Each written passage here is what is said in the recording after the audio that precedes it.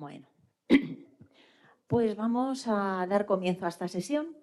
Es verdad que se sumarán dos de los magistrados, todavía están en camino, tardarán unos minutitos y se sumarán un poquito más tarde. Así que vamos a comenzar con la presentación de la jornada. Bueno, pues muy buenos días.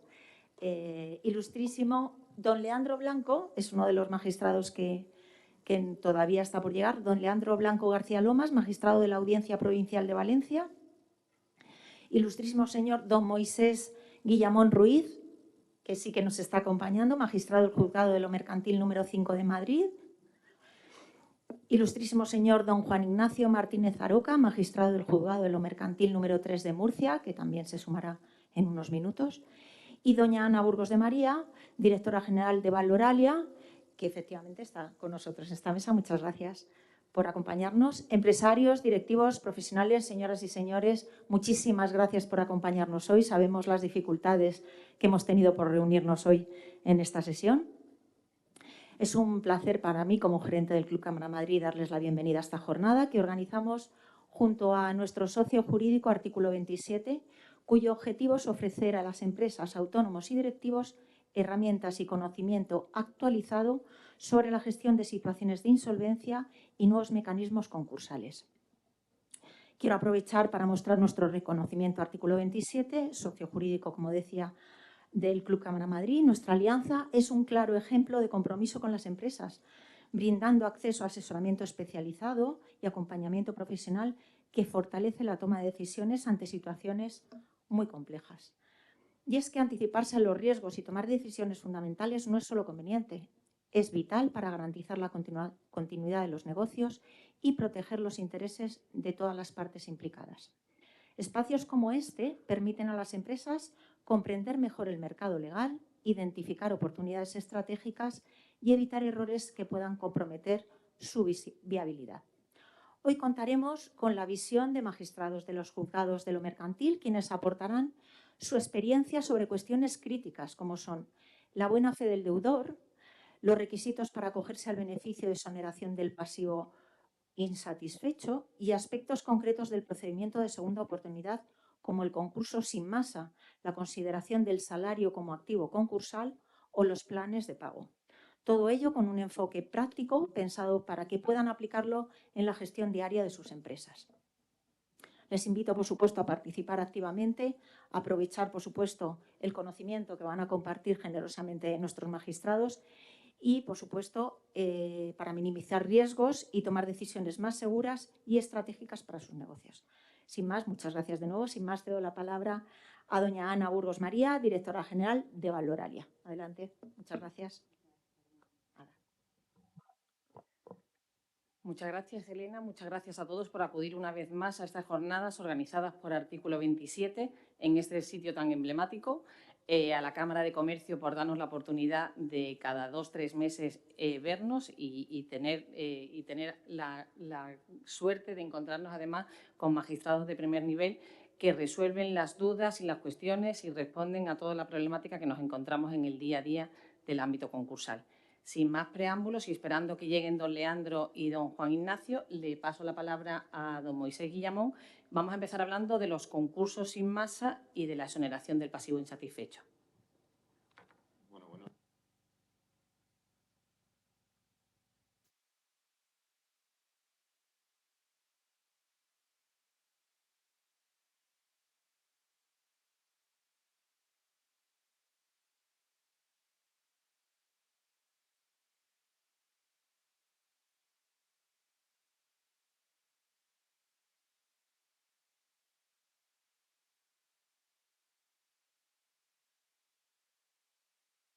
Que lo ha puesto a caldo, esa resolución, ¿no? He visto, porque todo lo que hay ahora en materia de exoneración es controvertido.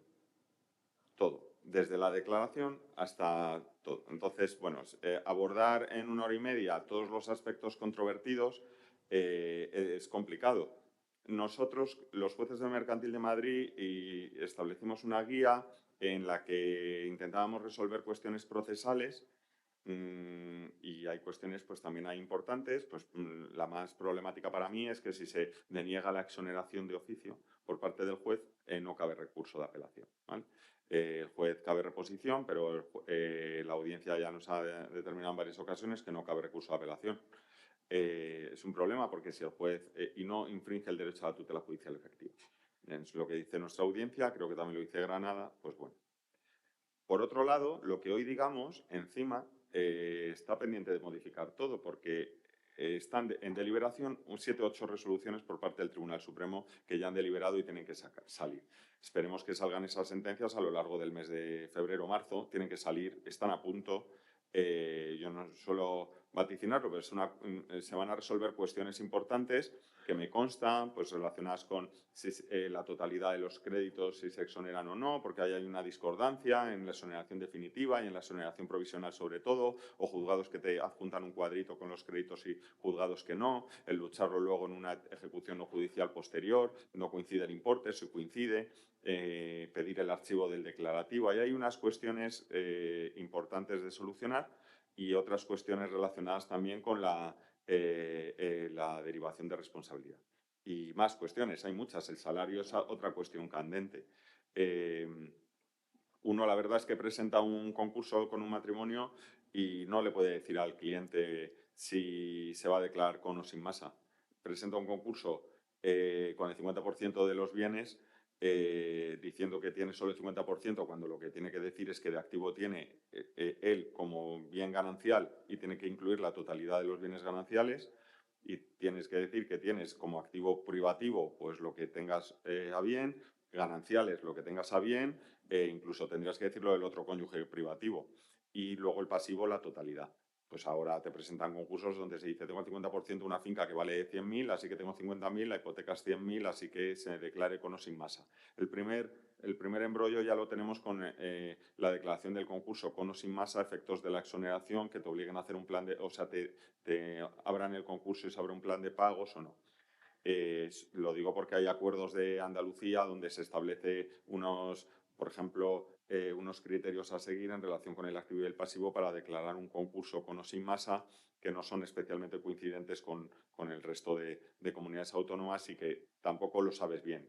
Ni qué decir si uno de los cónyuges se presenta conjuntamente, es administrador de una sociedad o era, y tiene responsabilidad por avales y el otro es el cónyuge, ¿cómo te lo van a tramitar? Si por el libro 1, por el libro 3, te van a mandar a uno de los dos a microempresas si tú te quedas por no ser con actividad empresarial en el libro 1. Nosotros intentamos establecer una serie de criterios procesales, pues, pero no son vinculantes, son para intentar ayudar, pero es que no hay somos 20 juzgados, hay multitud de concursos, se reciben cerca de 1.000 concursos al año por juzgado, no sé, es complicado. Entonces, en primer lugar, con la declaración de un concurso con o sin masa, desde mi humilde punto de vista, yo creo que es cada vez más pacífico que si tú presentas un concurso donde dices que das mucha información, cuanta más información des, mejor. Porque luego, que yo creo que trataremos sobre ello, si es que llegan, que yo creo que sí, y no les para la manifestación, en relación con el endeudamiento y la condición temeraria y esta corriente que hay por parte del juez de revisar de oficio en qué condiciones has tenido tú el endeudamiento, incluso la Audiencia Provincial de León analiza para qué has pedido el préstamo de oficio. Toda la información es importante. Yo tengo alguna resolución para que la apuntéis de la Audiencia 28, de la Audiencia Provincial de Madrid, que ha resuelto alguna cuestión en relación con el endeudamiento temerario, por ejemplo, ¿vale? La voy a decir para que luego no se me olvide, porque creo que es importante un pronunciamiento que hace el efecto, que es de 3 de octubre del 25. ¿Vale? La resolución y el ponente es Bobadilla, que habla de toda la información, el juicio de valor que hace de oficio el juez a la hora de analizar, incluso con oposición. Yo es que considero que es necesario una oposición por parte del acreedor, dar un traslado por incidente concursal, revisar la documentación, ver si ha habido un comportamiento temerario. La temeridad, pues si lo aplicamos analógicamente al tráfico, no es conducir si es a 50, 70, es conducir Si vas a 120, a 220, o sea, es temerario. Pues esto tiene que ser una conducta, una negligencia probada grave que te impida el acceso a la exoneración. Pero depende de lo que diga el juez. Y para el juez, tanto para esta sentencia como, por ejemplo, la Audiencia Provincial de Valencia, en esa sentencia de 16 de enero del 26, que el ponente es Jorge de la Rúa, sí analiza la información que ha sido suministrada por parte del deudor en esa especie de carga de la prueba que le corresponde al deudor de proporcionar toda la información. Porque parece que se está generando un debate con este comportamiento temerario negligente en relación a que tú has pedido una multitud de préstamos, pero esos préstamos algunos están comunicados y otros no. Se mezcla también con la conducta del banco, del prestamista, ¿no? Que en esa resolución establece que no es objeto de análisis dentro de la misma resolución, aunque autores de la doctrina consideran que habría que analizarse por una interpretación conforme al TJUE y decir, no, pero como me lo prestaron sin y ellos también contribuyeron, pues la conducta temeraria no se desplaza al deudor. Bueno, al margen de todo eso, lo importante es dar multitud de información, comenzando con el concurso, en la solicitud. Si tú no das ni las 3 rentas o solamente das el resumen y luego se hace una averiguación patrimonial y surge un determinado activo, pues ya vas a tener un problema a la hora de la concesión de la exoneración y como te lo declaren y se nombre un administrador, incluso a la hora de la calificación, porque no has observado la información en cuanto a la información que tenías que haber dado del activo y del pasivo. Pero en todo caso, no puedes asegurarte 100% si tú declaras el 50% de una vivienda que vale 200.000 con un préstamo hipotecario de 200.000 y dices que tienes el 50%, no puedes saber si te lo van a declarar con o sin masa. Pero tienes que dar toda la información, ¿vale? Y luego está otra cuestión relacionada con eso, con el salario. Bueno, yo doy mi opinión sin ningún tipo de problema en relación con la declaración del concurso con masa. Si tú tienes una vivienda en gananciales que está valorada con una valoración que no sea una tasación oficial, pero es una valoración de mercado por 100.000 y la hipoteca vale 95.000, pues se declara el concurso sin masa, porque está ahí. Si es 100, 130, 100, es decir, ahora sí, como recibimos declaraciones donde el 50% vale 400.000 y la hipoteca son 100.000, aunque tengas el 50% se te va a declarar el concurso con masa. Se va a nombrar un administrador concursal y yo establezco en el auto de declaración que tiene la oportunidad de hacer un plan de pagos para conservar su vivienda y si no ejercita la opción del plan de pagos se abrirá liquidación y por el administrador concursal se intentará enajenar. Sí se puede enajenar ese bien, porque si tiene un derecho de uso con 3 hijos, 200 personas y hay ocupantes y no se puede enajenar en el plazo que marca la ley, pues puede que se concluya por conclusión de operaciones de liquidación porque no se puede concluir después pero ya hay una firma de un administrador concursal que ha analizado toda la posibilidad de venta o no. Y bueno, y si está ahí pagas estás al corriente de pagos, pues se puede excluir de la liquidación siempre que esté al corriente de pagos y que además esté ahí. Pero si son 400.000 y 100.000, aunque te aleguen la aplicación de lo que se hacía en Barcelona por el magistrado Seijo hace 10 años, pues no creo que te lo vayan a dar. Por lo menos en esta plaza no es mayoritaria esa posición. Es verdad que si tienes 3 coches y tienes un salario y 2 cosas en usufructo y un derecho de multipropiedad, y tienes todo eso y das tanta información, pues puede que se te declare el concurso sin masa, que mirado bien es lo que tiene que ser, porque hay masa. Hay que encajar bien que sea concurso con masa o sin masa. Entonces, si tú tienes salario, que es otra cuestión problemática, mi humilde punto de vista es que a los efectos de declarar un concurso, el apartado A dice lo que es inembargable, pues claro, si ganas 4.000 euros al mes, te pueden considerar que como tienes más de lo inembargable, pues entonces es activo. Toda la vida no ha sido activo el salario. El salario, salvo que tengas 15.000 euros en cuenta, ¿no?, que procedan del salario y que acabes de cobrar, el salario en sí mismo no es un activo, que además es mutable y cambia. Lo que pasa es que ante la multitud de concursos, que ya he dicho una cifra relevante, que son 1.000 por juzgado, ¿no?, aquí 20, 14 en Barcelona, pues 14.000, lo que sea, con solicitudes de exoneración donde se presenta gente con un activo como salario, pues la mayoría de los juzgados han establecido que si tú tienes un determinado salario, se te declara el concurso con masa. Se abre un jardín complicado porque incluso en Barcelona se ha establecido que tienes que presentar un plan de pagos y si no presentas el plan de pagos, te obligan como a estar en liquidación un año. Digo que dicen porque yo no me he leído las resoluciones de esos concursos, pero de foros y de charlas y de encuentros con magistrados, sí se establece esa posibilidad, que yo personalmente no la comprendo, porque obligar a alguien a presentar una exoneración con plan de pagos es contrario a lo que es un derecho, obligarle a alguien sería una obligación, y luego hacer transcurrir una persona un año para que esté pagando gastos que tú estás generando por abrir un concurso, tampoco lo entiendo. Pero una cosa es que yo lo entienda o no, y otra cosa es que hay una controversia y se tiene que resolver por el Supremo. Muy buenas. ¿Qué tal? Bien, ¿no? Buenas. Aquí, ¿no? Sí, yo era de Madrid, pero después de hoy, ¿no? Te tienes que adaptar al Hierro de Madrid, ya que prever que hay Pues yo manifestación, transporte público. hemos salido a las 6:30 de la mañana, ¿no? Y hemos encontrado tráfico de salida de Murcia, porque venían a la manifestación seguramente. Fue un accidente. Pero Y- Pero y bueno, ya está, que es lo pues- importante. Estaba haciendo una principal introducción con cosas. Después, el cuestionario a lo mejor era también un poco complicado a la hora de explicar. Son cuestiones que a lo mejor podríamos debatir entre magistrados, pero cuestiones que tienen los empresarios o las personas que asisten en relación a incertidumbres, pues simplemente estabas gozando al principio respecto a la declaración. Tú a lo mejor ahí, claro, al no ser fue de abajo, no te lo has planteado, pero para la declaración de un concurso con o sin masa sí hay controversias. Estábamos hablando ahora del salario, ¿no? Por ejemplo, hay una corriente en Barcelona, yo he oído a compañeros que dicen si son 30.000 euros anuales, el salario es activo, le obligo a declarar el concurso porque tiene activo. Esto es muy relevante, ¿no? Lo has explicado, ¿no? Porque en función de que consideramos que el ingreso recurrente es una masa o no es una masa, ¿no? Se declara el concurso sin masa, que es una vía muy rápida para conseguir la exoneración, ¿no? Claro, pero un concurso con masa, decir que tienes 30.000 euros de salario anuales, donde no vas a querer hacer un plan de pagos. ¿Cuánto tiempo vas a estar además, ¿no?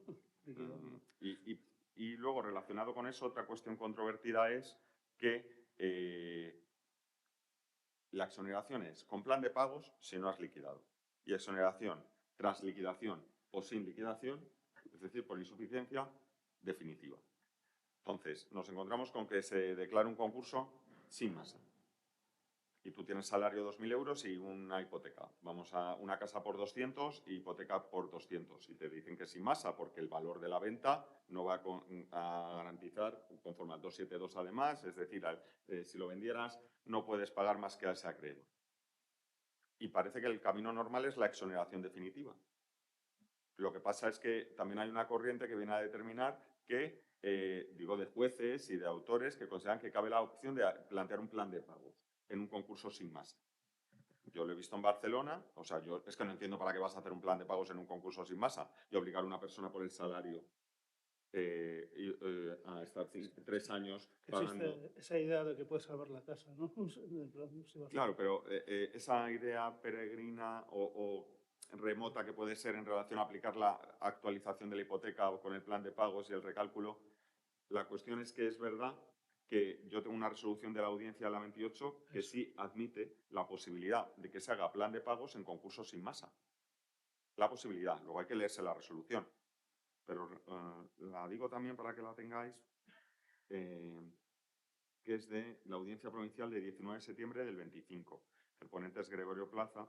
Entonces, dice que no excluye esa opción de pedir en plan de pagos, aunque sea concurso sin masa, y que el juez revise los presupuestos o requisitos en su caso. Pero, desde un punto de vista práctico, si no tienes vivienda y tienes un salario de 40.000 euros, que se declare un concurso sin masa y que te pidas un plan de pagos no tiene mucho sentido, habida cuenta que la exoneración con plan de pagos es una exoneración provisional que se convierte en definitiva de los créditos exonerables que conforme al plan hayan de quedar exonerados. Es decir, tú tienes que dar un listado de 10 acreedores o los que tengas que son exonerables provisionalmente y luego se pondrá una exoneración definitiva de esos acreedores. Pero en una exoneración definitiva, la literalidad de la ley dice la exoneración de la totalidad del pasivo insatisfecho, lo que alcanza deudas que sean insatisfechas a fecha de la resolución, aunque hay algunas personas que consideran que podría ser desde la solicitud de exoneración, pero bueno. Y Lo que queda claro es que la totalidad del pasivo es lo que hayas comunicado o no. Y en exoneración con plan de pagos es lo que has dicho, como se te haya escapado uno, ese no entra. Entonces, irte encima a plan de pagos, estar solo... Entonces, no sé, son ideas, no sé cómo lo veis, si tú quieres, Ignacio. Sí, el problema es que no está bien ordenado lo que se deriva, lo que se ha previsto en la legislación española con lo que se preveía en la directiva.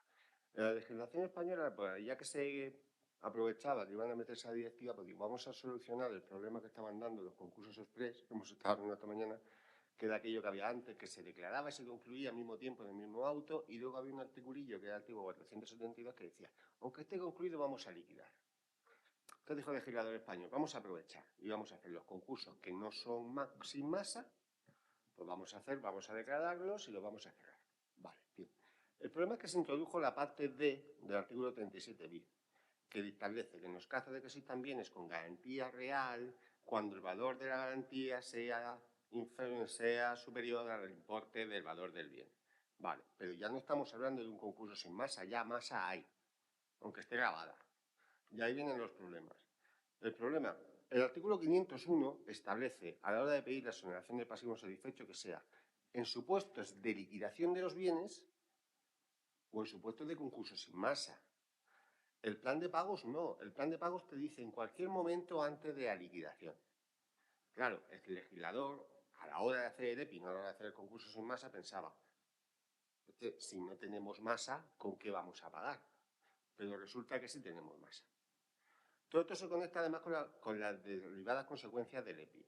En los supuestos de que sea un EPI completo vía 501, no se dice que se exonera todo y santas pascuas. ¿Qué pasa con la hipoteca? Tú sigues debiendo tu hipoteca, tú tienes que pagarla.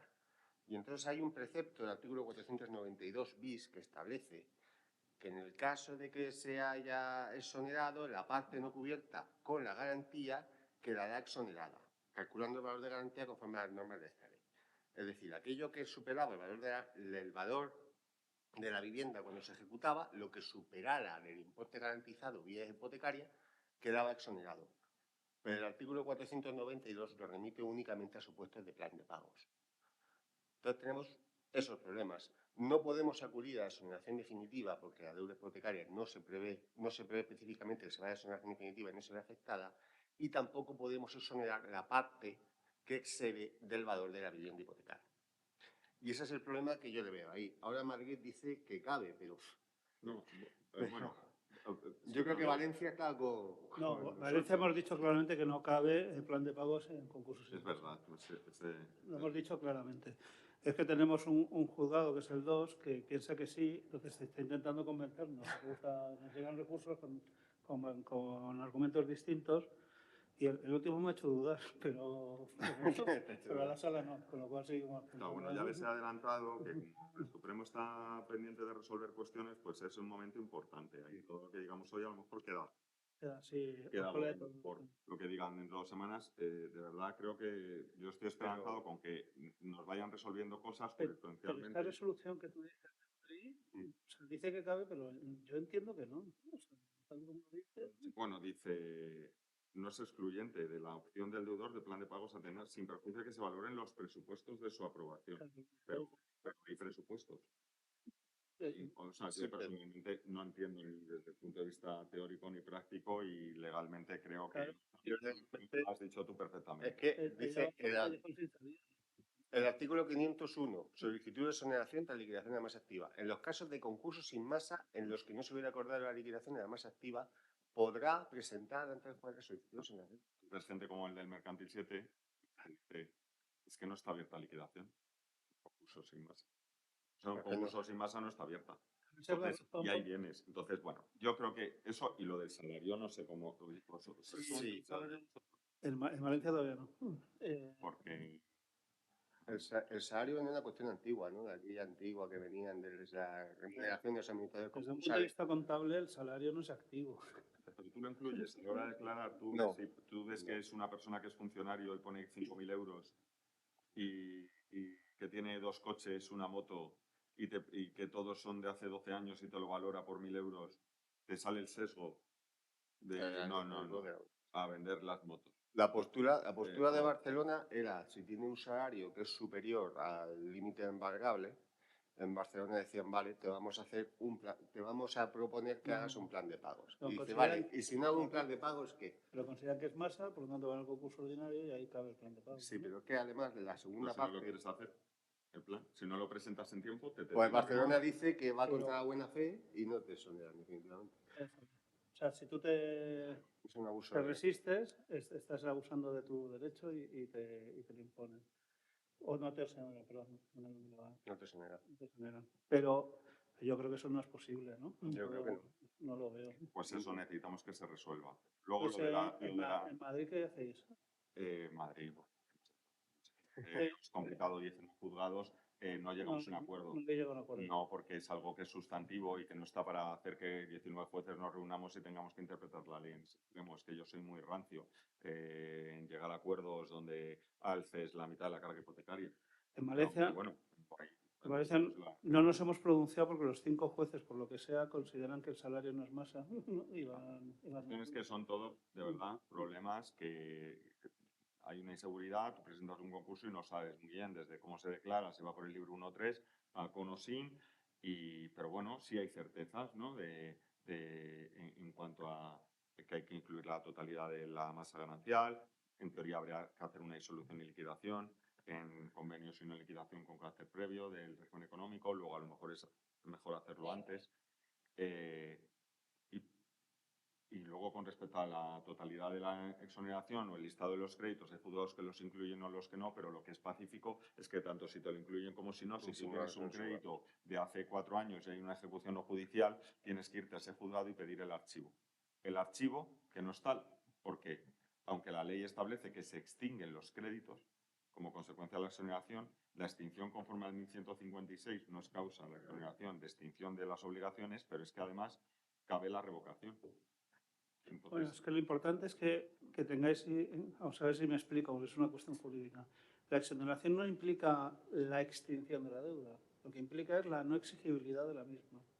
Y yo lo digo porque yo tengo algún amigo que, aunque sea juez, le dieron el EPI, ¿no? ¿Vale?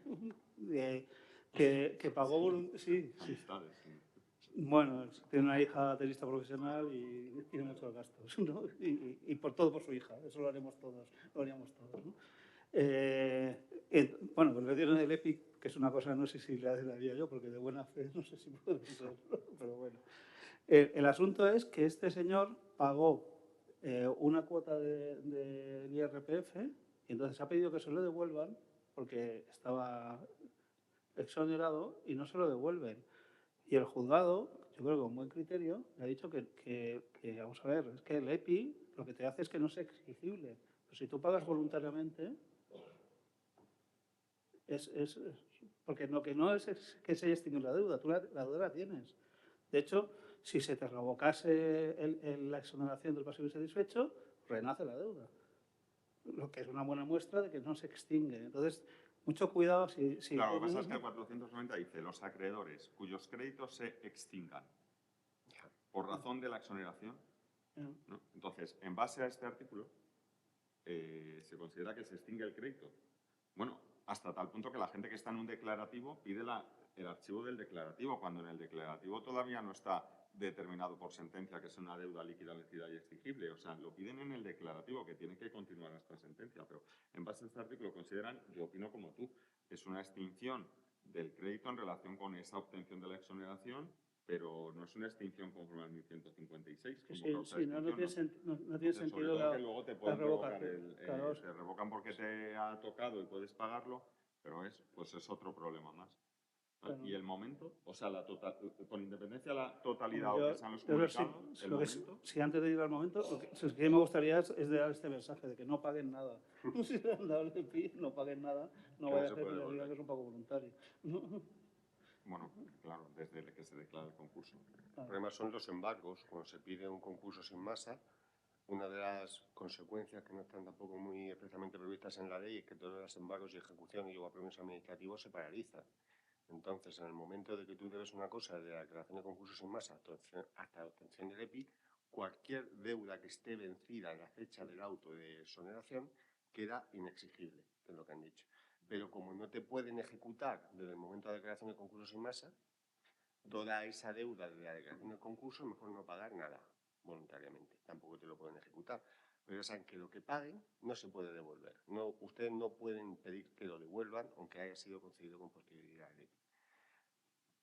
No suele ser mucho, pero dependiendo de la plaza, desde la declaración de concursos en masa hasta el auto de EPI pueden pasar 3, 4, 5 o 6 meses. Si estamos en primeros administrativos, saben que corren más y suelen meter mano solo sin permiso. Lo que pasa es que, por ejemplo, hay acreedores como el crédito público que considera que cuando tú declaras el concurso sin masa es una autodeclaración con el único pronunciamiento del pasivo y que no produce efectos. Exactamente. Y entonces ellos consideran que es solo para la obtención de la exoneración. Yo personalmente creo que es erróneo porque lo que establece la ley de verdad, literalmente, es que se dictará un auto con declaración del concurso sin más pronunciamientos, salvo el establecimiento del pasivo. Pero eso no quiere decir que desde que se declara el concurso se producen una serie de efectos que son ex lege. Exactamente. Entonces, en teoría, desde que se declara el concurso, pues hay una suspensión del devengo de intereses, una paralización de los procedimientos. Si hubiera una acción de responsabilidad, debería quedar en suspenso y en su caso.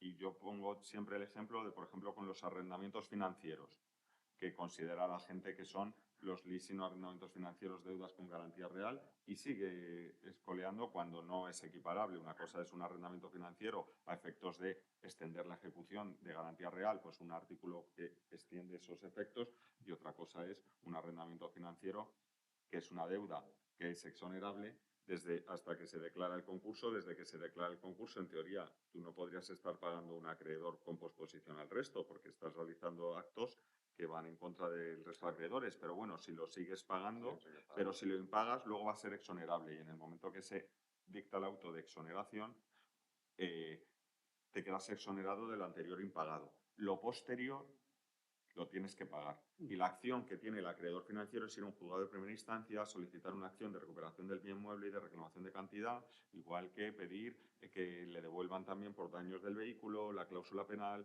y demás condiciones contractuales que tú hayas firmado a lo mejor en un declarativo. ¿Vale? Eso me recuerda en los primeros tiempos de los jugadores del EPI que pedían la exoneración de renting y quedarse con el coche.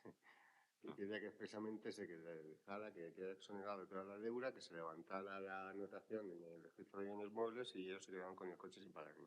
Claro, yo he visto resoluciones recientes, como del Mercantil 13, mi ex compañera Bárbara, que establecía que queda condicionada la exoneración a la entrega previa del coche. Encima estableces una exoneración condicionada a la entrega. Y si el vehículo, ¿sabes qué? Me refiero, nos metemos en unos jardines.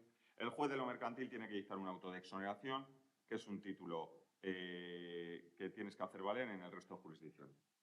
Y hablando sobre eso, tú cuando dictas el auto de exoneración no fijas los créditos, simplemente haces una declaración. No, hasta que no me obligue el Supremo dentro de un examen, que me va a obligar seguro. Sí, porque ¿Estás convencido de que va a ser que sí? Pues se va a montar un circo. El problema es que si el deudor me dice que tiene una deuda de un préstamo de 1.000 euros que está en ejecución no judicial o no, porque viene escritura pública y son ya 130.000 y además hay, ¿no? Y tú llegas con el crédito donde pone 100, el LAG o el juez, porque tampoco hay un medio de acudir a esa jurisdicción de una manera formal. Como tú lo pidas el archivo, el LAG te puede decir que no y el recurso de revisión. No hay un trámite como, por ejemplo, en las ejecuciones judiciales o en las hipotecarias del 695 de la LEZ o del 556 de trámite de oposición. Si ya ha pasado el plazo, tú llegas y dices, quiero el archivo de esta cantidad y te va a decir se lo tendrá que estudiar. Él puede. Entonces, yo creo que dando esos importes derivados de esos, aportando el contrato, que es el mismo que tú aportaste en la solicitud o con un indicio que dé lugar a que ese crédito era anterior, se podría archivar con independencia de la cuantía, pero también surgen dudas de eso, ¿no? Claro, el problema es que quede perfectamente determinado, delimitado la cuantía a los efectos de admisión, ¿no? de efecto de ejecución. Entonces, claro, a ver, yo estoy contigo, yo creo que no hay ninguna duda que si aportas el contrato, ¿no?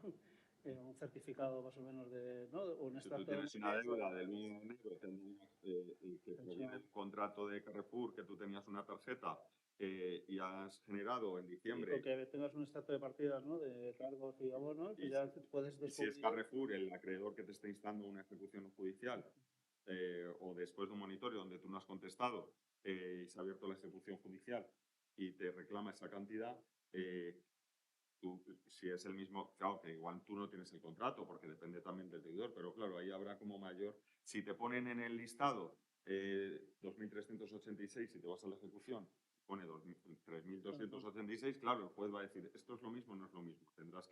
Necesitas más información. Y si aportas toda la documentación que diste con la solicitud con carácter previo, lo que pasa es que a mí me rechina eso con la... ¿Y si no lo has comunicado? Que es buena pregunta. Porque puedes no haberlo comunicado, créditos que tengas, o si no ha surgido en ese determinado momento porque tenías una reclamación como fiador y directamente ha nacido ese crédito en una reclamación. Eso es lo de la reinsolvencia, ¿no? No, pero me refiero... Sí, es que se planteó en la audiencia. De hecho, la resolución es mía. Surge un crédito con posterioridad que se le ha concedido el EPI, entonces quieren reabrir el concurso para poder ser afectado por el EPI, pero es que el 504, creo, ¿verdad? O el 500... Pero si tú tienes una deuda reclamada, mira, te pongo un ejemplo, igual es un poco jurídico, pero te pueden reclamar una acción de responsabilidad por deudas. Sí. Entonces, tú has dejado de presentar cuentas anuales y eres negativo el 31 de diciembre del 25 y tienes 2 meses para convocar junta. Y mientras tanto, sigues con el renting de tu coche y te impagas. Y entonces ese acreedor puede ejercitar una acción de responsabilidad por deudas pasados 6 meses porque tú no has convocado juntas y estás en causa de disolución porque tu patrimonio neto es inferior a la mitad de la capital social. Y se te ejercita esa... Y tú en el ínterin, en diciembre, consigues la exoneración. Pero ese crédito tú no lo has puesto porque es un pleito que tú tienes pendiente, que a lo mejor estás hasta en rebeldía. Y después de la exoneración, te llega una sentencia en la que se te condena a pagar 3.000 euros de ese renting cuando la deuda... Pero es difícil que se condene porque esa deuda no sería exigible. Esa deuda, a efectos de prescripción, tú irías a la... es anterior.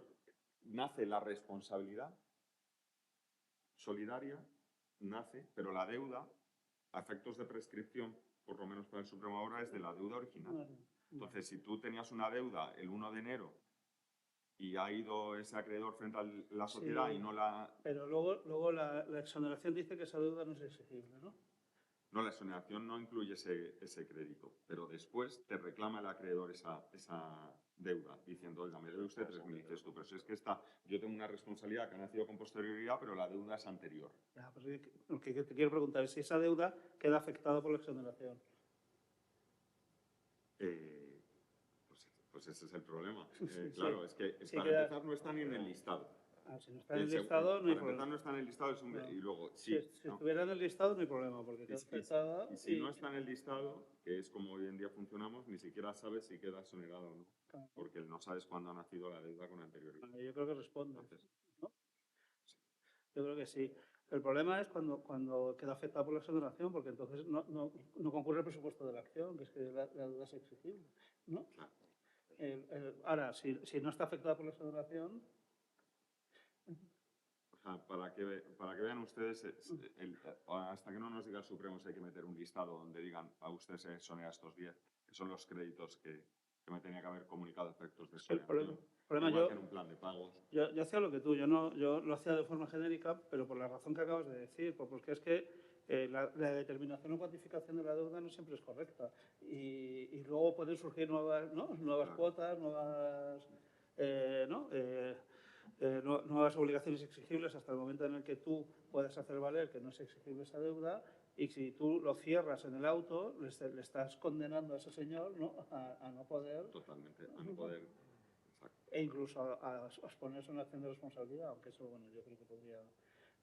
Pero de la otra forma, sí que es cierto que queda como muy genérico, no sabes hasta qué punto se puede exonerar o no, y desde luego nuestros compañeros se están volviendo locos, ¿no? Necesitamos un pronunciamiento que nos diga si es la totalidad del pasivo que es y desde cuándo. No sé qué haces tú, Juan Ignacio.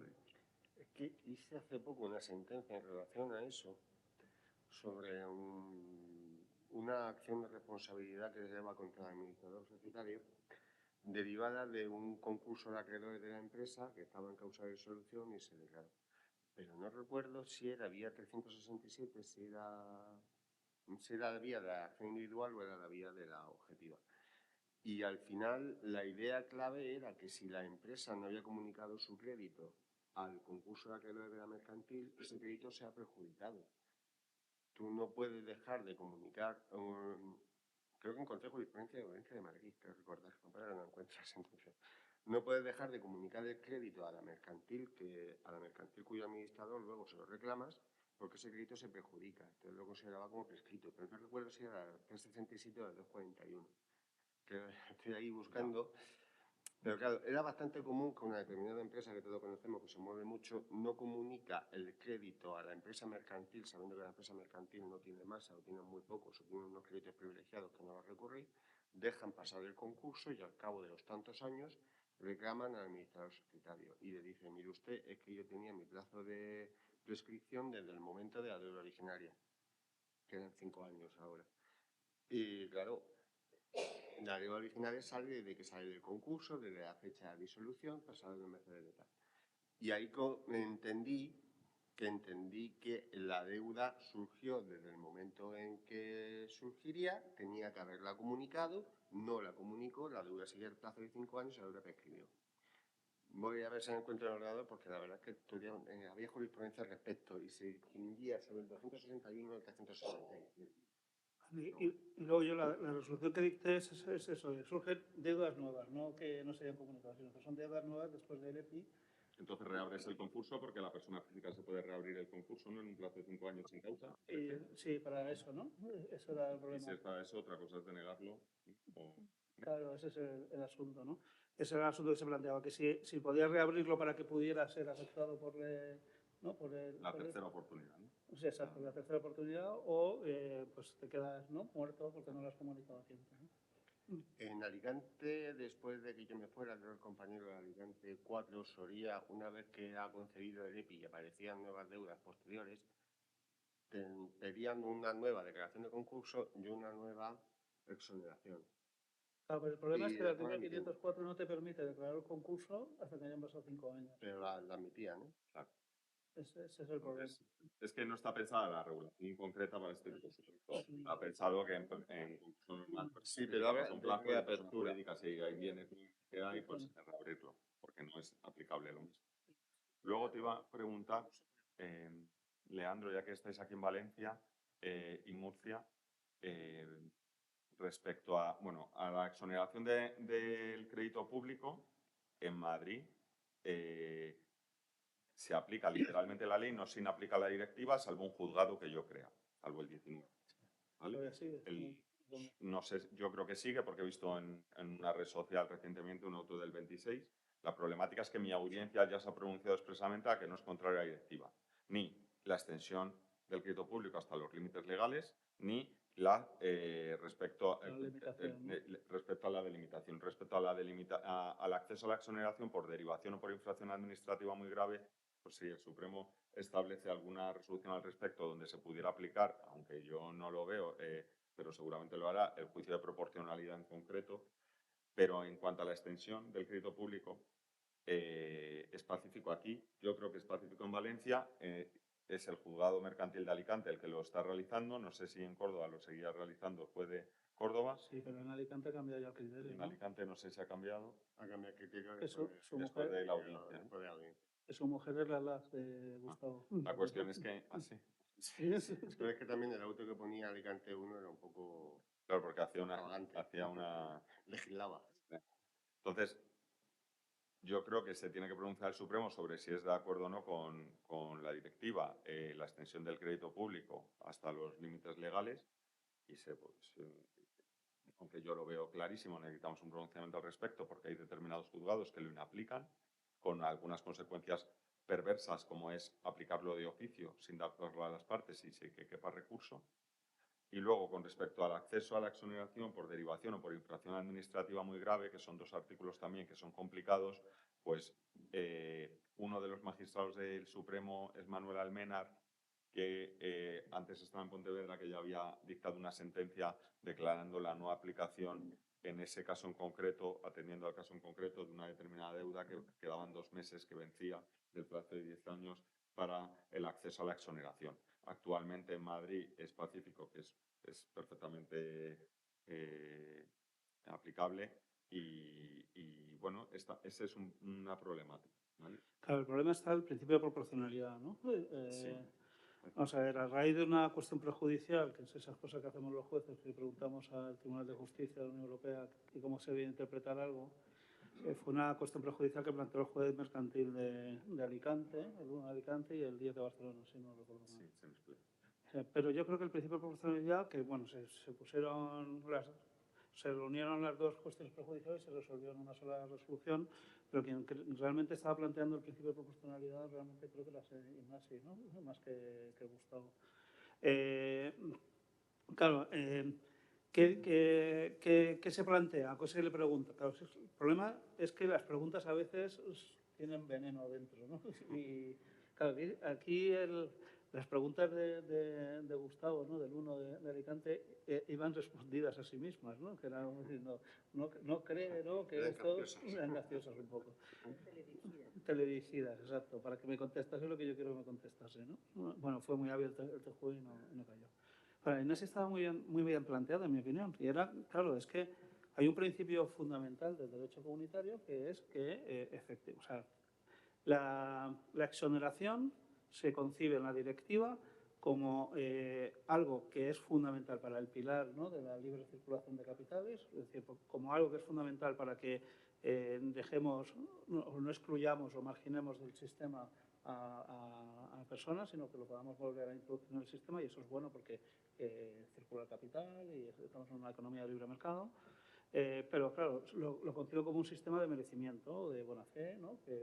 Bueno, no sé si es normativo o conceptual o apreciativo, pero bueno, que lo hace o lo concibo como si fuera algo que se merezca. Y entonces, se merecerá en relación al crédito público si esa deuda no ha perjudicado los objetivos de la directiva, que es que todo el mundo contribuya ¿no? al bienestar sostenimiento de los gastos públicos. Eso es.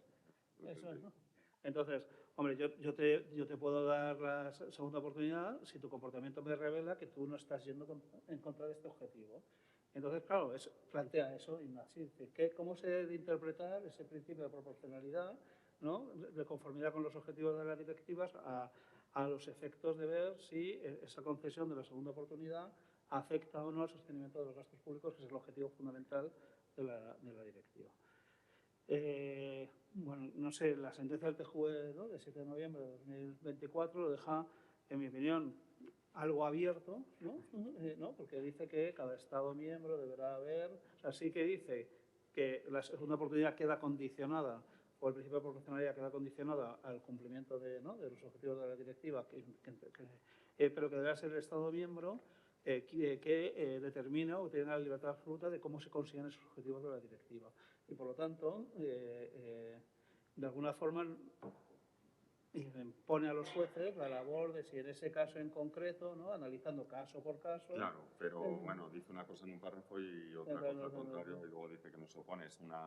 Necesitamos que se aclare. Yo creo que la extensión de efecto del crédito público está justificada en el propio preámbulo, establece ya que por eso se establece un juicio de proporcionalidad, que en la segunda exoneración el problema es crédito público, pero en la derivación sí hay esas circunstancias son 10 años con anterioridad, donde claro, pueden surgir efectos y perversos como que haya prescrito la acción para reclamar ese además, como dice, hay que ir caso a caso, ¿no? Tienes que analizarlo caso a caso y solo te da unos criterios para poder analizarlo. Y el criterio básicamente es, pues en función, ¿no? De pues, la antigüedad, ¿no? De las circunstancias en que se produzcan, y realmente está yendo en contra de... Nos estamos encontrando ahora, se declara un concurso, inmediatamente aparece la certificación de la derivación, que es incluso con una certificación que vale, la certificación, según mi audiencia, vale, de la EAT, no necesitas... Sí, porque tiene presunción de veracidad. Claro, es un documento público con una incorporada al proceso civil y no necesitas que esté, si estaba notificado personalmente como un certificado de alcoholemia, ni que, es decir, es una certificación. Los privilegios que tiene, ¿no? Pero el problema es que tampoco puedes pagar durante el concurso. Sí. Es decir, si tú presentas un concurso de acreedores, se solicita la exoneración, se presenta el crédito público, la agencia tributaria, y te dice que debes una determinada cantidad, que tú pagues esa cantidad después de haber solicitado la exoneración, no es posible por la ley, mi audiencia ha determinado además que es una excepción, es decir, no puedes hacer la exoneración si debes ese dinero, salvo que hayas pagado. Eso tiene que ser riguroso, no puede ser haber pagado con posterioridad. Y luego pagar con anterioridad las solicitudes de la declaración no podrías, porque no puedes realizar un pago durante el concurso a tu arbitrio a un acreedor con posposición al resto. Sí. Y el pago por tercero, que es ese supuesto que te dicen lo ha pagado un tercero y ha desaparecido, no afecta a la conducta de buena fe del deudor. Entonces, con esos jardines, ¿no? Incluso de esos acuerdos de derivación, yo creo que la aplicación de lo que diga el Supremo en relación a la inaplicación al caso en concreto creo que sí va a triunfar eso. Pues llevamos como 5 o 6 resoluciones seguidas de apreciando el principio de proporcionalidad, ¿no? Sí, en la audiencia. Y bueno, es muy casuístico. No creo que hayamos fijado un criterio general para todos los supuestos, ¿no? El problema de la proporcionalidad son los dos supuestos que se dan como una causa de la ejecución del 87.2, que supone que no podrás acceder al EPI siempre que tengas una sanción grave y superior a 5.000 euros, creo, o una sanción muy grave en todo caso, o un acuerdo firme de derivación de responsabilidad. Lo que pensaba Gustavo, entendiendo que yo no comparto con él esa visión que tiene de la buena fe del deudor, que consideraba que era una buena fe material más que una buena fe normativa, de normativa me refiero, dice, será deudor de buena fe salvo que hayas hecho esto, esto, esto y esto. Él no, él consideraba que siempre que se hubiera portado bien, efectivamente hubiera sido un deudor responsable. Y entonces, basándose en eso, entendía que los acuerdos de derivación de responsabilidad tributaria no son una deuda propia del concursado, sino que se imponen como una infracción del deber para con la hacienda pública. Es decir, si te derivan responsabilidad es porque te has hecho algo mal, porque no has pagado en su día, porque has hecho acuerdos sociales que no estaban dirigidos a tal, o cualquier otro tipo de sanciones previstas. De hecho, esa era la postura que estaba recogiendo la Sala Tercera del Tribunal Supremo. Los deudas derivadas de derivación tributaria eran créditos con naturaleza sancionadora. ¿Qué pasa? Que en la Sala Primera del Tribunal Supremo, en sede concursaria en materia de reconocimiento de créditos, no lo consideró como subordinado. Existen dos sentencias del año 21 y del año 22 que consideraban que era un crédito ordinario. Si tú considerabas que la derivación de responsabilidad tributaria era una deuda normal, sin ese componente culpabilístico, no puedes meterlo como una infracción de la buena fe. Eso es lo que entendía Gustavo, que iba contra la directiva. ¿Qué pasa? Que en ese momento vemos con la proporcionalidad. Entonces, ¿qué es la proporcionalidad? ¿Qué es desproporcionado en un acuerdo derivatorio, de un acuerdo de derivación de responsabilidad que puede ser de 10 años atrás con una empresa que llevaba el concursado?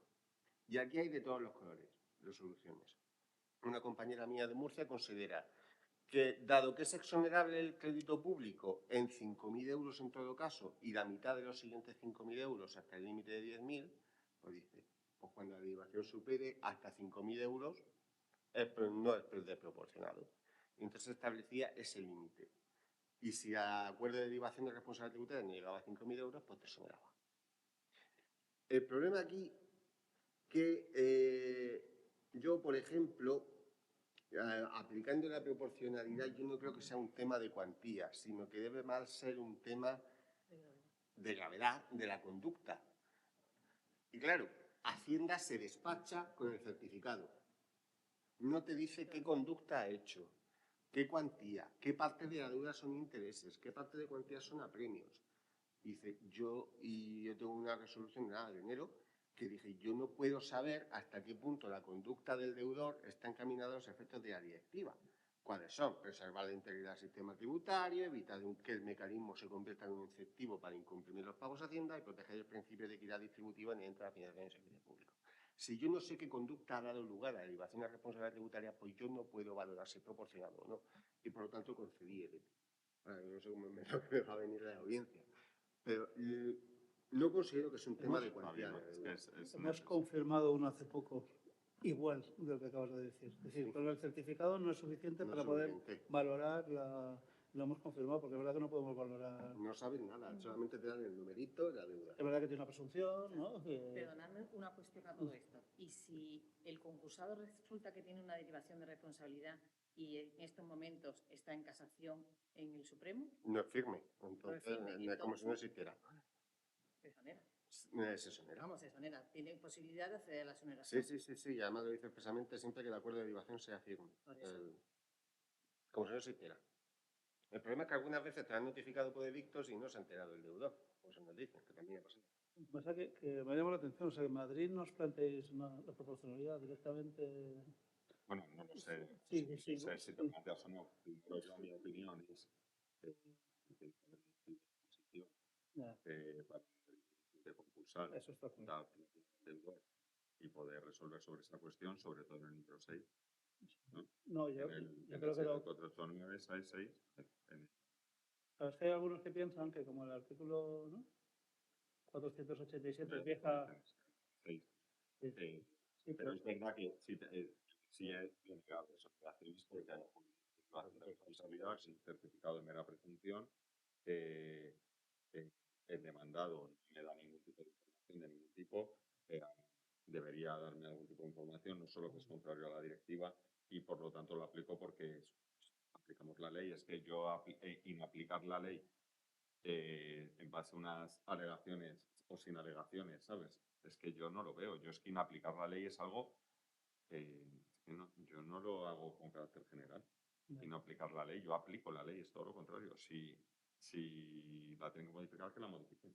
Entonces, creo que el que mayor problema, es decir, si me das antecedentes penales de hace 9 años y resulta que era una conducta de que es niño también, lo inaplico porque es la finalidad directiva en relación al daño y cojo la sentencia de Ignacio de diciembre del 22 diciendo que no tiene relación con la buena fe e inaplico un mandato legal porque es contrario a la directiva. Bueno, pues yo es que creo que nos hemos metido en un jardín que a ver si lo censura el Supremo, como ponga caso por caso, pues puede ir esto a más. Aquí el problema de verdad, además de esos, es el número 6. sí. Y el número 6, que es cuando se te deniega la exoneración, cuando has proporcionado información falsa o engañosa, o te has comportado de forma temeraria o negligente al tiempo de contraer endeudamiento o de evacuar esas obligaciones, aunque no haya sido calificado. Y te da unos ítems la ley que dice, el juez debe valorar, valorativo, no es objetivo, y te dice, información patrimonial dada por el acreedor, antes de que la concesión del préstamo para ver la solvencia. Y yo cojo luego el D. Va relacionada a información patrimonial con qué solvencia tenías tú. Esa es la información patrimonial que te piden. Y el D es, en caso de empresario, si tenías herramientas de alerta temprana. Va relacionado con tu solvencia. Tú pides, te estás endeudando y no das información en ese determinado momento sobre alertas tempranas, las has inobservado y no has dado información sobre tu insolvencia y te han dado más dinero, estás agravándola. Aunque no sea culpable el concurso, que es lo que quiere decir el legislador, tú te has condicionado de una manera no dando la información sobre tu insolvencia con unas nuevas obligaciones. Luego te dice nivel social y profesional y circunstancias personales del sobreendeudamiento. Y eso, al ser tan abstracto, tan genérico, un concepto jurídico indeterminado, ha dado lugar a que desde el minuto 1 en Zaragoza se haya denegado de oficio, que ha obligado a la audiencia a dar un traslado para que abra un incidente, a que en Madrid, si se deniega de oficio por este motivo, no cabe ni apelación que te obliga a revisar. Entonces, este elemento que hay esa sentencia de la audiencia que habéis puesto de 27 de enero, Jorge de la Rúa, que ayer ponían Matilde Cuena, venía a determinar que era indecente el pronunciamiento, porque también esta persona se expresa de una manera muy, no sé, nada conciliadora, pero yo entiendo, es decir, con determinados argumentos, pero que en el fondo ha dado lugar a una valoración de la prueba sobre la información dada por él. Yo con Matilde me llevo bien, me llega hace poco, no fue ayer, fue hace la semana pasada. Me llega un mensaje diciendo qué cosa más indecente habéis puesto. Lo mismo. Y yo digo, ¿qué he puesto? ¿Qué? Y luego, pero estabas tú en sala, ¿eh? No, La cuestión es que es un problema primero de oficio o con incidente concursal. ¿Qué información tengo que dar yo como deudor? Todos los préstamos que estoy pidiendo, que he pedido, ¿en qué? O sea, ¿me va a valorar como león si lo pedí para un Mercedes o si lo pedí para un... ¿Me lo van a dar si es una operación estética o si es una operación de vida o muerte? ¿Me la van a valorar según león? Sí, si lo pido, ¿no? Porque está valorando esas circunstancias personales que yo creo que van relacionadas con el sobreendeudamiento en sí, pero no, pero en esa agravación de la insolvencia. Pero sí queda abierto con circunstancias personales del sobreendeudamiento, ¿no? Circunstancias personales. Por supuesto, yo creo que esto tiene que ser con un acreedor, con un incidente concursal y con apelación y casación, que analice este artículo Bueno, y no de esto- oficio. Eso nos da un primer problema, pero que se resuelve rápido, ¿eh? Como dice, no podrá obtener la exoneración. Hay algunos juzgados que consideran que de oficio, si ven directamente que ocurre esto, pasa que esto es muy obsceno, porque es algo valorativo que cómo vas a valorar si no Pero hablas si tiene directamente antecedentes penales, sí, y sí lo deniegas. Claro. Porque tiene es Objetivo, objetivo, es objetivo. antecedentes penales. Pero en algo valorativo de oficios me parece muy bestia. Y eso lo hemos visto, porque como hay juzgados de Valencia que de oficio deniegan la exoneración, nosotros hemos articulado un recurso de apelación que igual no está muy bien hecho para que nosotros podamos revisarlo arriba. Es que eso creo que es lo que debería también decir el Tribunal Supremo, que tiene que caber apelación Claro. en la exoneración. Hemos articulado porque pensamos que había una laguna legal, que no es que sea aplicable. Cuando decía que no cabía recurso, estaba pensando en el supuesto en el que había. No puedes darle de mayor condición a una persona que se ha opuesto a un acreedor, Claro. y tú puedes subir a la sala que te lo valore una persona sin haberte dado un trámite de alegaciones. Exacto. Es que Bueno, nosotros hacemos así. En Zaragoza dicen eso, nombrar a un incidente, ¿no? Para poder. Sí, ¿no? que se han inventado. Bueno. Y luego lo segundo es, vamos a ver, yo sí que considero que es un concepto normativo. Lo que pasa es que hay normas que son valorativas y normas que son objetivas. Pero hay una norma. Lo que pasa es que esta norma en el derecho alemán se llama norma indeterminada. Es decir, que implica una apreciación del juez en su aplicación. Y entonces, es verdad, y así lo creo, que esto abre una espita muy grande de que haya muchísimas audiencias que consideren, ¿no?, esa valoración distinta y que sería bueno que hubiera una unificación. Yo lo que yo he visto en la sala, sin haber visto lo de Jorge, porque todavía no he tenido tiempo pero lo que yo he visto en la sala es, por ejemplo, una señora que pidió un tratamiento médico o dental para su pareja 21 días antes de presentar la solicitud de concurso. Nosotros consideramos que las circunstancias, ¿no?, personales del sobretratamiento, es decir, tú estás endeudado, vas a presentar el concurso, sabes que no puedes pagar ese. Entonces, claro, que aquí viene que quería saber tu opinión, ¿no? Esto de que, bueno, es que es verdad que en la financiera del dentista no hizo ninguna averiguación de la capacidad económica. ¿Y si hubiera sido para pagar la residencia de tu madre? Entonces ahí la circunstancia personal es tan valorativa que tú decides qué es bueno y qué es malo. No, a ver, aquí. O sea, no, que no lo digo por ti, digo, No, me refiero, esto pero tiene que ser aclarado porque es totalmente subjetivo. En este caso, lo que es realmente determinante es que se hacía cuando tú sabías que no podías pagar. O sea, tú pides un crédito cuando sabes que no puedes pagar. ¿Y cómo lo sabes? Porque estás presentando el concurso. La proximidad de la insolvencia es un dato objetivo. Si tú pides un préstamo cuando eres insolvencia actual, y a mí me parece que eso es un dato objetivo. Pero no con respecto al origen y al origen del préstamo. Claro, eso es. O sea, me refiero no a circunstancias personales, no van relacionadas con eso. Nosotros nos alejamos de si es eso, un coche de lujo, ¿no? Da igual. Lo que realmente es importante es, tú podías pagarlo en ese momento, no lo podías pagar, ¿no? Es decir, estabas viendo por encima de tus posibilidades, porque igual tenías la posibilidad de poder pagar este vehículo, ¿no? Y luego yo creo que de oficio valorar en base a la documentación que te ha dado el deudor, donde no te dan los contratos de carácter general, y requerir, como tengo unos compañeros que requieren de todos los contratos que ni siquiera tienes, con todas las condiciones y clausulados, sin saber si ni siquiera están metidos en CIRVE o no, porque hay algunos que pueden estar y otros que no están. Hay unos que están obligados y otros que no. Ahora, aunque han bajado a 1000, con anterioridad era por los importes, si eran más de 9000 tenía que estar. Es decir, meterte en ese lío, como yo veo en resoluciones de las audiencias, creo que es analizar un poco de oficio, algo valorativo que esté de la labor, cuando en todo el concurso, desde que se declara, está la personación del acreedor para que realice alegaciones y luego que se está oponga, ¿no?, el a la concesión. El tema que es verdad que en el Levante está muy resuelto, pero no sé en Madrid cómo estará. Que si tiene alguna incidencia, el incumplimiento de las normas de crédito responsable, ¿no? La directiva de crédito responsable, es decir, el que se haya concedido ese préstamo a una persona que no tenía que haber dado ese préstamo. Yo creo que lo que establece tu compañero Jorge es que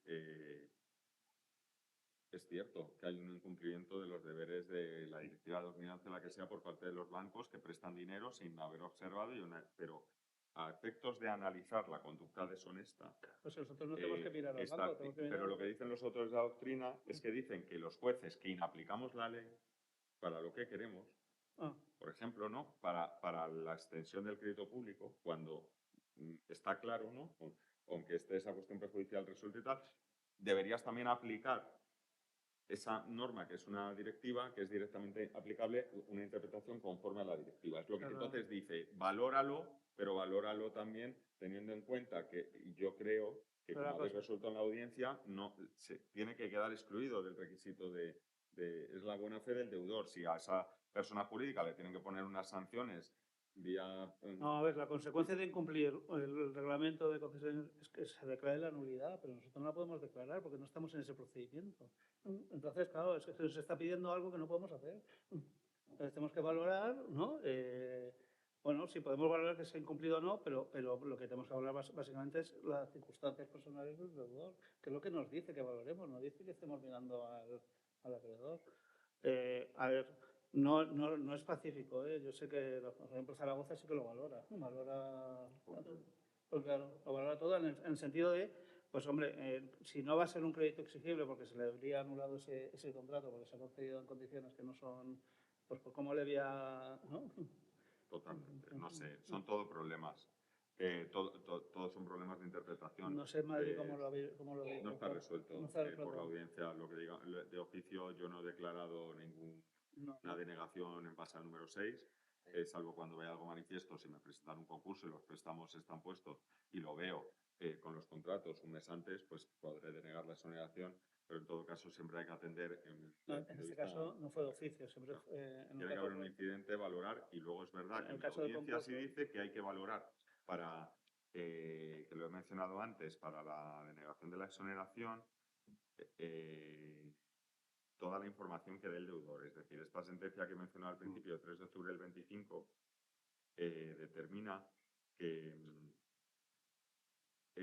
dice el juzgado, la estimación del sobreendeudamiento negligente no depende del cumplimiento de concretos requisitos, sino de la valoración del conjunto que haga el tribunal a partir de todas las circunstancias que las partes pongan de manifiesto. Entonces, luego dice, los apelantes ponen de manifiesto, pero no dieron la información. Dice, un examen completo de esa solvencia exige la colaboración del propio deudor, pues los certificados e informes indicativos no suministran determinada información personal que es relevante para el cálculo de los ingresos y gastos. Parece que está desplazando la carga de la prueba, que es lo que hablaba yo al principio. Ya vete dando información que, como en un incidente de oposición no des tu información, al final te van a coger diciendo que tú tenías que dar esa información de esas condiciones. Y luego ya el juez valorará del conjunto de la carga de la prueba. Ahí, Pero la prueba ya implica que tiene que haber partes. sí, En eso, un incidente. están esos dos problemas, ¿no? Alegarlo de oficio o admitirlo de oficio yo lo veo que es prácticamente imposible, porque habla de la información patrimonial suministrada por el deudor al acreedor ante la concesión del préstamo, nivel social, si el deudor utiliza herramientas. Es decir, en el momento de la presentación del concurso tiene que aportar todos los contratos, todos los expedientes de las entidades bancarias, todos los de las tarjetas. ¿O cuándo se lo pides? En el momento que pide el EPI. Si no hay un incidente concursal, yo creo que prácticamente es imposible. A no ser que te lo inventes o que con vía Pues de yo la conozco subsanación. en todos los extremos, ¿eh? Pides Pero la no, a solicitud, ver, te pero yo requieren no. de no sé cuánta información. Pides la solicitud de EPI, te piden no sé cuánta información, porque si nos vamos al texto de la ley es muy pobre, ¿no? Sí, pero. Tú tienes que presentar una información en la declaración y la renta no tendrías ni. Nosotros en la guía de Madrid dijimos que aporten ustedes la renta al principio, por favor, para ver también Eso si... es un problema. Y luego el otro problema es ver, vale, tenemos un incidente. Un asunto que tuve el año pasado, ¿no? Te venden la típica tarjeta de una gran superficie que es revolving y se va amontonando, ¿no? Y entonces el titular de la tarjeta de crédito dice, oye, mire usted que este hombre cuando se sacó la tarjeta debía hasta de callarse. Una cosa ya tremenda, de tal, y me da una lista de créditos. ¿De quién es la carga de probar que ese deudor ha sido responsable o no? ¿Del demandado, del deudor o del acreedor que dice que es un deudor irresponsable? Entonces, claro, ya no le hacemos caso, pero va a pasar de ser BEPI a ser EPI. Es un derecho y la buena fe se presume. Entonces dice, mire usted, usted que tenía un crédito que puede acceder a la CIRBE, a la valoración de riesgo del Banco de España y ve la cantidad de deuda que tenía en el momento de la concesión de la tarjeta y veía y usted sabía que no iba a poder pagarlo, ahora no me puede decir que la culpa es de este señor. por haber dado la tarjeta y haber colaborado sobre el endeudamiento. De todas La formas, audiencia me la confirmó. Debate la audiencia. una precisión. El otro día me recordó Ignacio que estamos diciendo que la buena fe se presume, que la buena fe aquí es normativa. Claro. Y no se puede presumir una buena fe normativa. O sea, es lo que dice. O sea, Sí, pero ¿quién solo tiene que hay buena demostrar? fe si no se produce ninguno de estos supuestos. Pero no sería buena fe, sería que hagan la prueba sobre el Claro, responsable. exacto, porque Tiene que hacerlo el actor, ¿no? eso es. Según las normas generales. Es así. ¿No? Porque dice, no podrá obtenerse si concurren estos supuestos. Pues tú tienes que acreditar que concurre el supuesto para que no. ¿No? Para que no. Sí, eso también. Por eso. Y luego yo creo una cosa que claro, está Ignacio, con respecto a los planes de pagos, no sé si tú tienes muchos planes de pagos que se están presentando y la forma en que, cómo los ves. Porque te presentan planes de pagos donde en teoría tienes que dar una deuda. Claro, o sea, encima que vas a pagar, se te hace un poco más difícil, la tramitación es un poco, también es complicada. Entonces, se declara un concurso con masa, se nombra un administrador concursal, ese administrador hace un informe, termina la fase común, se solicita el plan de pagos, ya lo había solicitado con anterioridad, puede volverlo a solicitar, que es donde se le requiere para que lo actualice, y tienes que dar un listado de los créditos exonerables, que son a 50.000. Luego estableces tu deuda no exonerable, que puede ser también la hipoteca, que digas que estás al corriente de pago. Ahí hay deuda exonerable y no exonerable según ¿no? Si se zanjara en ese momento. Tienes que decir los ingresos que ganas, los ingresos familiares, los gastos que tienes, cómo vas a pagar la deuda no exonerable, las nuevas deudas que surjan y la deuda exonerable, la parte que tienes que pagar. Todo esto, que es yo creo que tendría que haber talleres, veía el otro día uno en el ICAM, para hacer un plan de pagos que se va a hacer en el ICAM, digo, es que hay que saber hacer un plan de pagos por la dirección letrada, porque al final muchos se resumen en un 95% de la deuda y pago un 5% que se resumen 200 euros al mes y pide una quita. Y eso no es un plan de pagos. La cuestión es que el articulado establece, en primer lugar, un escollo que es que del traslado del plan de pago se da traslado a los acreedores personados, que no nombra la C, pero el administrador concursal a veces presenta informe y a veces no, pero debería presentarlo porque podría saber que hay más ingresos, ¿no? Y él ha presentado un informe. Pero claro, puede que no lo haga. O sea, ni siquiera está dado porque si a mí me obligan a darlo, lo hago el informe. Y por otro lado, dice que los acreedores pueden realizar las alegaciones oportunas respecto a los presupuestos o requisitos o al propio plan de pagos y luego el juez lo aprobará, lo denegará o lo modificará. No es oposición que dé lugar a incidente concursal, creo yo, aunque tengo compañeros que abren incidente de oposición. La oposición, si fuera un incidente de oposición, tendría que ser aplicando analógicamente lo que es para la exoneración definitiva de presupuestos o requisitos del 487. Pero el plan de pagos, muchos acreedores dicen, es que yo voy a cobrar más en liquidación que aquí. Y eso es un motivo de impugnación. Pero, aun suponiendo que esto es muy procesal lo que estoy diciendo, hay jueces que deniegan el plan de pagos, hay jueces que lo aprueban sin tener en cuenta las alegaciones y hay jueces que tocan ese plan de pagos y lo modifican. Si lo deniegas, además, ahí no está el trámite del recurso. No hay recurso. Te deniegan el plan de pagos, cabe reposición. Es un follón eso. ¿Sí? Entonces, tú pides un plan de pagos y uno dice que no lo estás estableciendo y se te abre liquidación, se te va a abrir liquidación con posterioridad con un auto y cabe un simple recurso de reposición donde imagínate que te lo deniegan porque te dice el juez, se va a pagar más en liquidación que en... Pero si eso no es un motivo de impugnación, eso será un motivo de impugnación al plan de pagos aprobado. Entonces, el plan de pagos en sí mismo, que acarrea muchísimos problemas, yo no sé qué volumen de planes de pagos tienes tú. Se están poniendo de moda, sobre todo con el tema de no perder la vivienda habitual. Volviendo al tema de concursos en masa con la vivienda hipotecada, cuando tienes una vivienda habitual y libre de cargas, no quieren perderla, lógicamente, porque se van por vía de la exoneración definitiva, esa vivienda hay que venderla. Tiene que salir a liquidación, subastarse. Entonces vamos a poner un plan de pagos, evitamos que salga a liquidación y vamos con eso. Y hay cantidad. ¿Qué pasa? Lo que has dicho. Dice, yo cobro 3.500, mis gastos necesarios son 3.000, neto tengo una pensión de mi hijo de 300, tengo 200 euros para repartir los 45 reales. como ellos quieran. Te lo ponen así. Dice, exoneramos, pues exoneramos todo el año. Claro, Es un plan de pago que no está determinado. Y entonces, de oficio, hacer un plan de pago en condiciones y hacerlo yo cuando nadie lo ha hecho sin que el deudor vaya a prestar su consentimiento y que sea viable, porque tampoco te dice nada, No tiene por qué. yo lo veo directamente que es una denigración. Pero claro, lo que tú dices vía los recursos. ¿Qué cabe? Reposición. Es que el problema es que le cierra la vía, ¿no? Cabe, lo que no les hemos hecho caso nunca es que cabe apelación contra el auto que abre la fase de liquidación. por el deudor, ahí, pero por los motivos por ahí. de abrir liquidación. Pero vamos, A mí si me llegase eso y me dicen lo de la vivienda, yo diría que no. El tema es que si la dirección letrada dice que tú tienes un bien inmueble que vale 200.000 euros y que tu carga hipotecaria es 120.000 y hay 80.000 de remanente que después de los 9 décimos se te queda en 70, resulta que según la regla de si un motivo de oposición al plan de pagos es que puedo cobrar más en liquidación que lo que con los 70.000 voy a cobrar todo, se van a oponer al plan de pago. Puede que se opongan al plan de pago. Perdón, que lo impugnen. Tú apruebas el plan y se impugna. Si no lo impugna, en todo caso tú tienes que pagar unas cantidades. Y si no pagas esas cantidades y se produce un incumplimiento, porque tú puedes haber puesto que pagas una cantidad, esos 80.000, para que no te lo impugnen. Pero esos 80.000 los tendrás que dividir en 5 años. En el momento que se produzca un incumplimiento, te van a pedir también que se abra liquidación, porque hay un incumplimiento.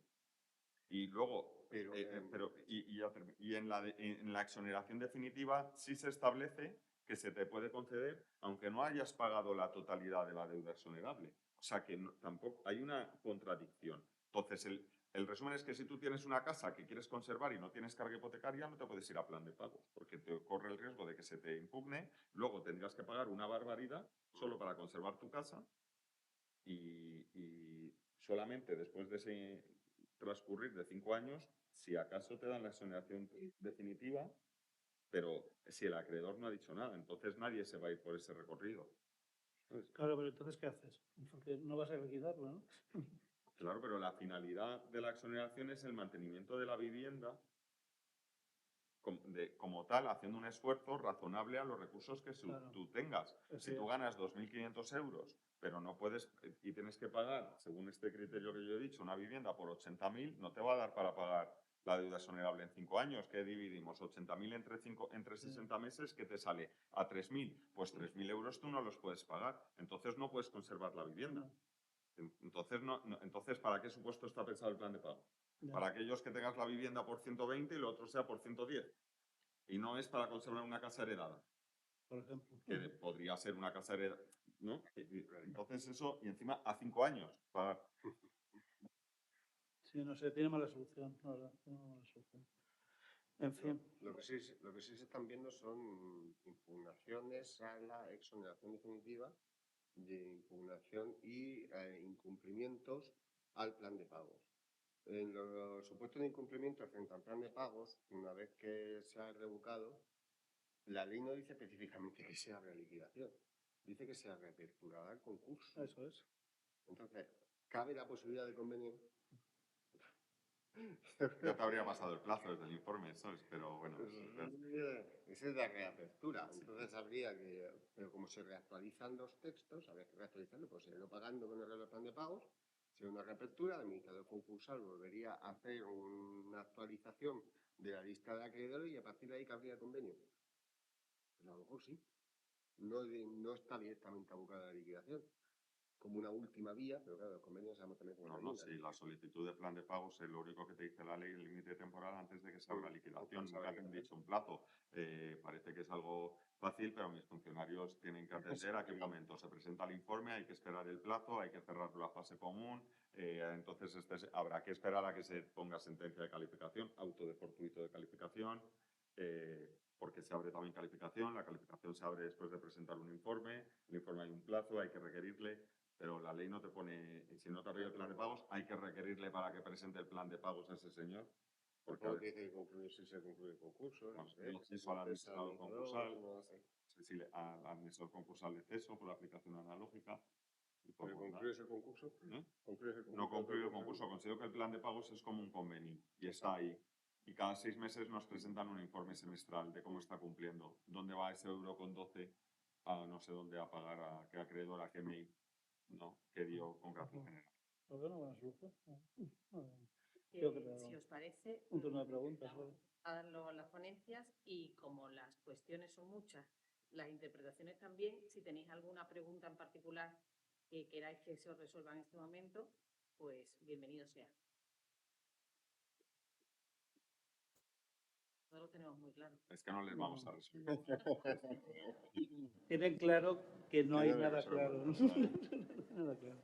¿No Pues tenéis muchas- nada? Bueno, pues sin más, os damos las gracias por haber acudido a esta jornada en un día como hoy, con todas las problemáticas que hemos tenido con los tractores, con la manifestación. Agradecemos a los ponentes que una vez más hayan dado la cara y estén aquí diciendo lo que se puede decir, lo que es la actualidad y con los problemas que nos encontramos. Gracias y hasta la próxima.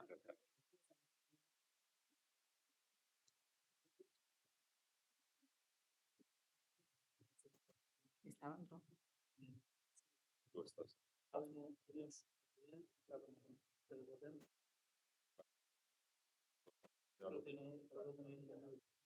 ¿Sabéis una cosa? Y al final el problema que bueno, os encontráis vosotros en la mayoría de las situaciones es que los asesores jurídicos de los deudores al final muchas veces